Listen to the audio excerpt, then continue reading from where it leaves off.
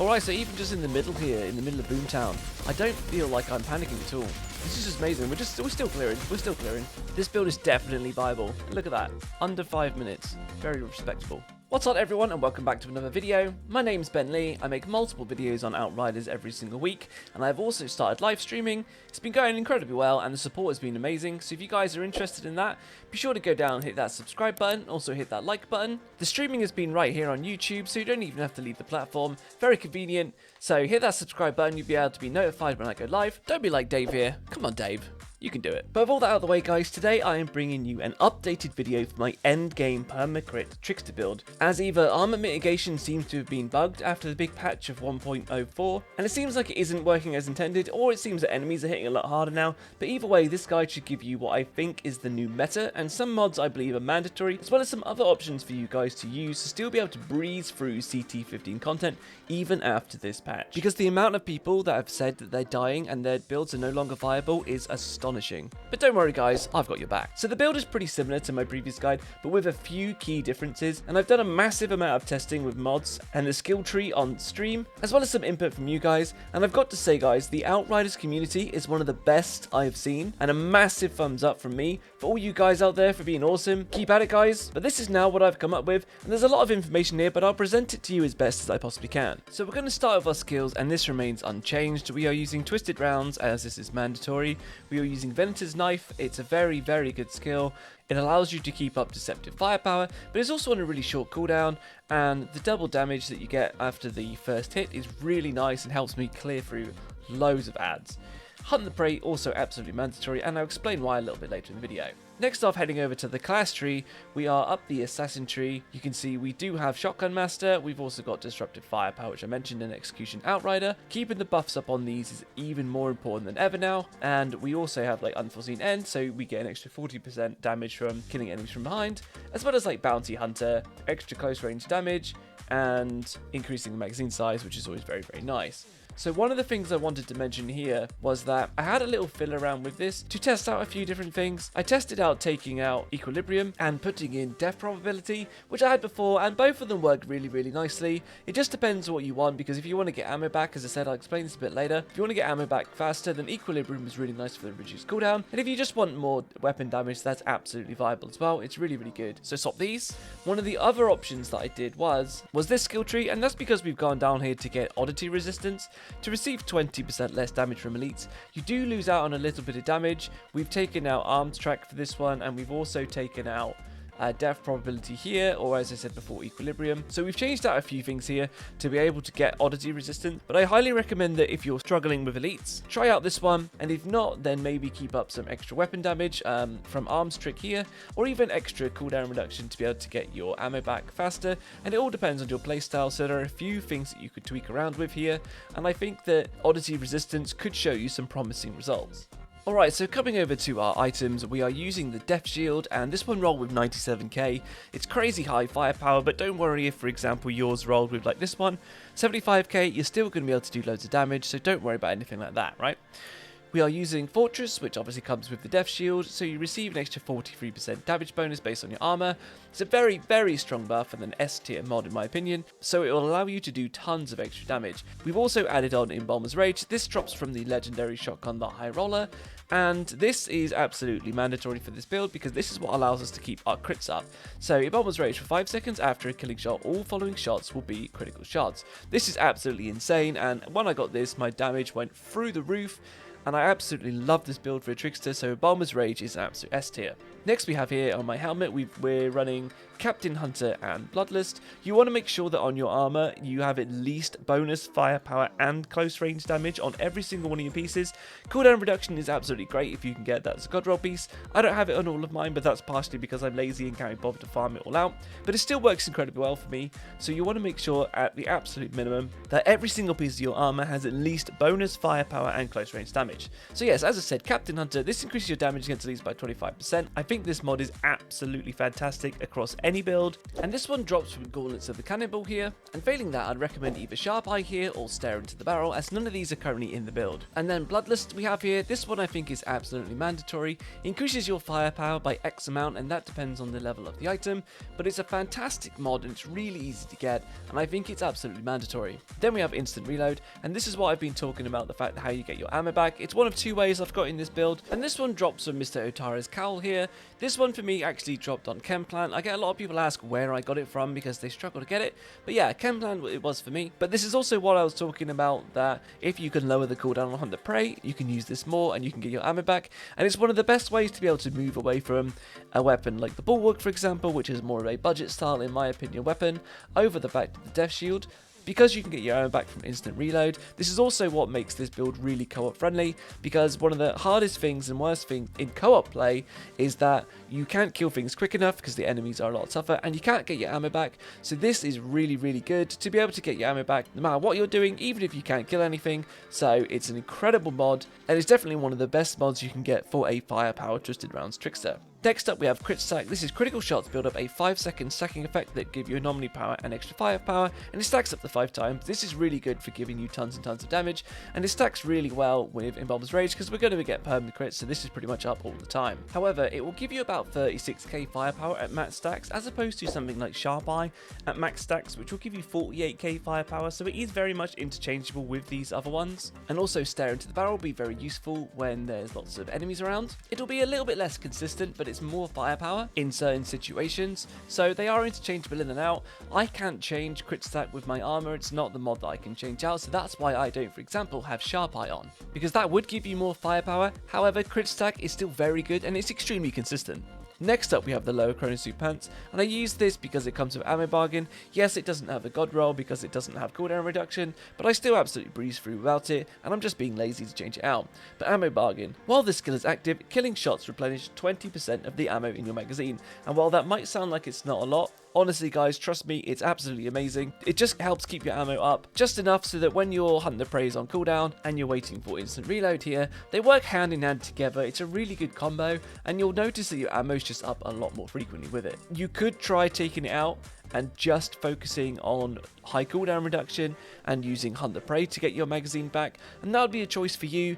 I like it in my build, but it's up to you if you'd like to take that one out. Next up we have a new addition, and this one I'm going to come back to in a moment, because after I've explained everything else, I'll explain Ice Trap and I'll also explain some other options that you can use. So going down to the gloves, the first mod we have is Mitigation from Death. This I believe is the absolute new meta and is S tier in my eyes. It completely replaces emergency stands, and emergency stands I highly recommend you guys don't use now, so use this one instead. I've just made a video explaining about why I wouldn't use emergency stands and how I think it's not working as intended, but that's just my view. However, Mitigation from Death I've really noticed when I didn't have this one on, so it's absolutely S tier, and I believe it's an absolute must for this build. This is your new meta go-to defensive mod, and it's absolutely brilliant. And then on there, just to give us some extra damage, I've got Personal Space. This one could be swapped out for Stare into the Barrel or something similar that gives you extra firepower, but Personal Space came on these gloves and it's a god roll for me, and it works really, really well. Last up on my boots we have Twisted Fate. This one is mandatory for this build because pairing the extra 30% critical damage with Embalmer's Rage is massive, and the damage you get from this is huge, so I believe this one is absolutely mandatory and I wouldn't take it off at all. I've tested swapping this out with Strong Twist and you get much better results from Twisted Fate. It's only a tier 1 mod and it should be quite easy for you to get, so use that one. And then last on here we have Damage Absorber. And I really like this one. I can't change it on and off because it's not the mod that I can change on these boots, but it works really, really well for me. It gives you a little bit of resistance, which is what people are really lacking now. Anyone that was using emergency stance before, once it bugged on, it gave you not only 65% damage mitigation from physical based attacks, but also from anomaly based attacks, and that's what your resistance is for. If I just bring it up here, you can see under armor, you've got your physical damage reduction, which is based on your armor, and then you have resistance, which is against anomaly attacks and status damage, for example when you're burning. So having a little bit there, it's not a lot, but it does help, and Damage Absorber for me has worked incredibly well. So this is where I'm going to talk about Ice Trap and pairing it with these two. So one of the main differences you may have noticed from my last build, if you did watch that one, is I am now running 3 defensive mods, and you could, for example, try taking out Damage Absorber if it's one you're able to swap out on your build and use Mitigation from Death, and then another one on top of that. You could try that, but it works really, really well for me. My damage is still extremely high, but I'm also just really tanky across the board, even with this patch. So I've got no problems really having damage absorber and mitigation from death. Once they both stack up, I end up with about 82.3, I think it is, % physical damage reduction. And yes, this might be bugged at the moment, which is why things are getting hit hard. It's been unconfirmed from the devs at the time of making this video. However, having those two stacked together has made me really tanky to the point where I'm getting shot by a lot of things and I can run around in a circle. I've tested it, I even did it on stream, and I just wasn't really dying once mitigation from death stacks were up, so those were really good. However, I really like having something else now to make you more survivable. I have lost a little bit of damage. I used to have another firepower mod in here. There's quite a few that will give you an extra bit of firepower, so you can have a little look there. But I put on Ice Trap, and I found that this one worked incredibly well. It was kind of map dependent to a degree. I found that when I did a Stargrave expedition, I managed to do the whole expedition and Ice Trap didn't go off once. So maybe I just had a really good run, or maybe my pathing, which is something I'm going to talk about a little bit later, maybe my pathing was a lot better, but Ice Trap didn't go off once and I managed to absolutely breeze through that expedition on CT15. However, doing Boomtown or Chem Plant, I found that Ice Trap would go off quite a bit, especially when there's quite a lot of elites around, and especially in the last room in Boomtown, Ice Trap really saved me. I was nice and tanky, as I said, having both of these two, but Ice Trap was a really nice addition. Plus, I think it just looks really cool, but that CC, and it's only on a 5-second cooldown, as opposed to like Emergency Stance, which is on a 10-second cooldown. Ice Trap was an absolute winner. I really think this mod is great, and I highly recommend at least giving it a try. One of the other mods I tried instead of Ice Trap, which worked really well, was Life Drain. And Life Drain, so you can get this mod from Tiago, one of the legendary armor pieces that he sells, has this on, so it's quite easy to get. You just need to get a few drop pod resources and you'll be able to buy it from him. However, this one was extremely viable. Just like Ice Trap, it helped me a lot. And so it's Life Drain. Twisted rounds, while the skill is active, killing shots heal you by 15% of your target's health. What that basically equates to is when you kill something, you're at full health. So every single time you kill something, it's going to boost you right up. As opposed to being a trickster, when you kill something in close range, fundamentally, you get a bit of health back. This just makes sure you're at full health like all the time. It's really, really good as long as there are some mobs around. So if there isn't, for example, the end boss of the Paxian Homestead, during his second phase, and we talked about this a lot on stream, there's only the end boss and then 3 birds. And if you're a trickster, you'll know how much of a pain in the ass the birds are, but I wouldn't be using Life Drain to do Paxian Homestead. I would instead maybe switch it out for something like Blue Blood here, which is you just receive an extra 10% weapon leech bonus while the skill is active, and I would also then, for example, swap out on the skill tree and I would put on something like Transfusion, and I would be editing my build a lot more now than I normally would, map dependent, to be able to keep yourself alive, for example in that fight, because you have no other mobs to be able to kill. No little trash mobs to be able to kill and heal yourself up quickly. You're going to need to find some other sustain from somewhere, otherwise the boss and the birds will just trickle your HP down and then you'll just die. So consider these as other options and consider tweaking your skill tree to fit the map that you're trying to do.